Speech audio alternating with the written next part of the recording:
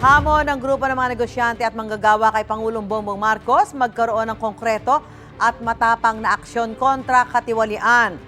Sa isang open letter, hinimok ng grupo ang administrasyon na manguna sa paglaban sa anilay pinakamalaking eskandalo ng korupsyon sa bansa. Ilang buwan na raw ang nakalilipas mula ng sitahin ni Pangulong Bongbong Marcos sa kanyang State of the Nation address sa mga korap, pero wala raw naging kasunod na kilos para maibalik daw ang tiwala ng publiko sa gobyerno.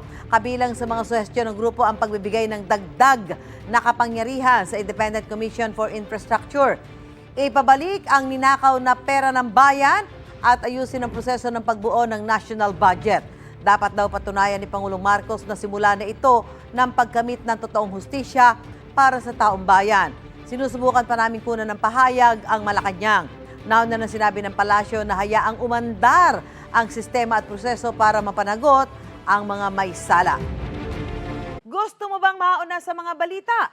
Mag-subscribe na sa GMA Integrated News sa YouTube at tumutok sa unang balita.